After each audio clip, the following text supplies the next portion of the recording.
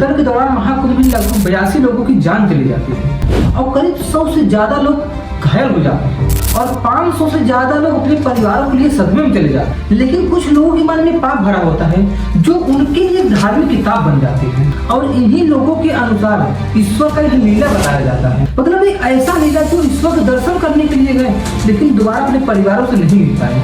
मृत्यु सबकी आनी है, एक दिन मरना सबको है, पर कोई गंगा के किनारे मरेगा तो वो मरेगा नहीं, मोक्ष पाएगा। और यह एक ऐसा चमत्कार जो सब में पूरी पृथ्वी पर एग्जिस्ट करता है, चाहे वो प्लेन क्रैश हो, चाहे वो आतंकी हमला हो और चाहे अचानक मौत हो। और इन्हीं सब चीजों से एक प्रश्न निकल कर आता है कि क्या धर्म एक ऐसा चीज है जो लाखों वर्ष तोड़ा गया लोगों को फंसाने के लिए। अगर कोई भी व्यक्ति किसी धर्म के बारे में बोलता है तो उसकी जान पर बात बन जाती है। क्या भगवान होते हैं या नहीं होते हैं? भगवान नहीं होते हैं, नहीं होते भगवान, नहीं होते हैं। तो लोग भगवान दोषों को गले लगाने की कोशिश करोगे तो भगवान फिर दूसरी तरह से हटाएंगे। ये ध्यान रखना, उनका जब फिर प्रोसेस शुरू होता है तो फिर बहुत कठिन है उसको झेल पाना।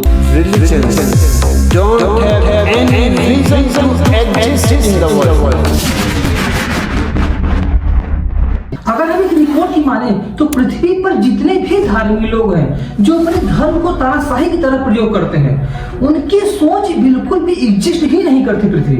और ये लोग अपने पूरे जीवन भर में सच को जानना ही नहीं चाहते हैं। अगर आप चाहें कि इन लोगों के धर्म में कुछ गलतियां दिखाएं तो आपको जान पर बात बन जाती है। अगर ये लोग कोई चीज ढूंढते हैं, अगर वो चीज नहीं मिलता है तो ये लोग भगवान की लीला कह देते हैं। जैसे कई करोड़ों साल से बारिश हो रही है और इससे करोड़ों लोग डरते हैं क्योंकि जब बारिश होता है तो बहुत से लोगों का नुकसान भी होता है। और इसी बीच एक व्यक्ति आता है जो कहता है कि ईश्वर अभी उदास है, इनको खुश करने की विधि सिर्फ मुझे ही पता है। और इस बात को पूरे गांव वाले मान लेते हैं और तब इस डर का फायदा पूरी तरह से इन लोग उठाते हैं।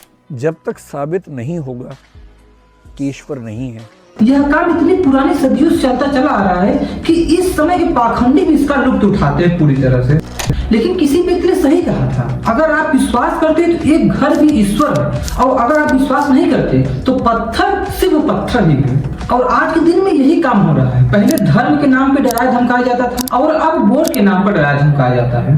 पूरे भारत में कहीं पर भी हिंसा या आंदोलन होता है तो सिर्फ धर्म के नाम पर होता है। कोई धर्म को बचाने के लिए खुद को ही राष्ट्रपति मानने लगता है, कोई धर्म के लिए आतंकवादी बन जाता है। कहीं पर सुन्नी शिया से नफरत करता है तो कहीं पर शिया सुन्नी से नफरत करता है। और हिंदू धर्म में कहीं ब्राह्मण दलित के हाथ से कुछ लेना नहीं चाहता है और अगर कोई दलित मंदिर में जाता है तो उसको जाने नहीं दिया जाता है। नहीं तो यहाँ भी विरोध किस बात का कि ये समाज नहीं वहाँ जाते हैं और कोई छोड़ो आप ये लोग भी जाते हैं। अरे वो तो मैंने मान लिया, वो तो आप भी कह रहे हैं। मेरा ये कहना है क्या इस समाज के दूल्हा दुल्हन इसमें नहीं जा सकते?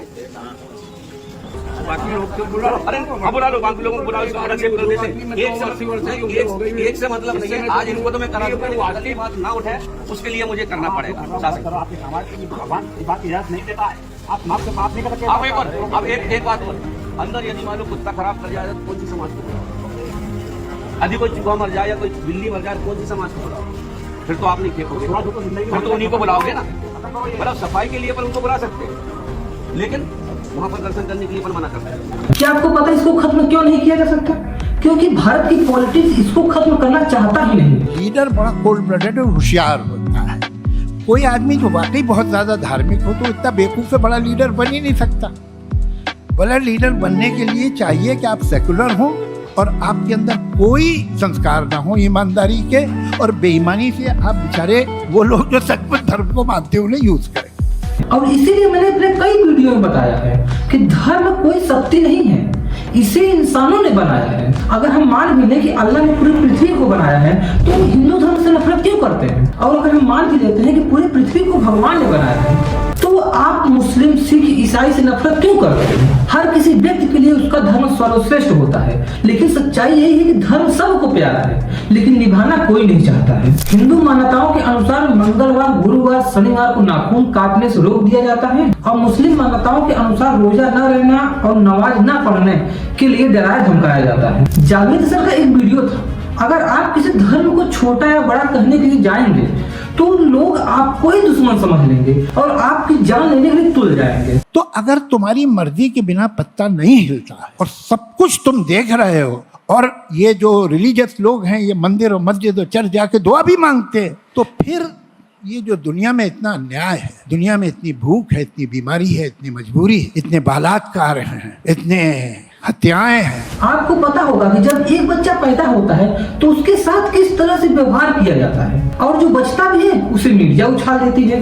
एक बाबा है जो लड़की के सिर का दर्द ठीक कर रहे हैं, मतलब कि अंधेरे में तीर चलाना कोई इनसे सीख ले।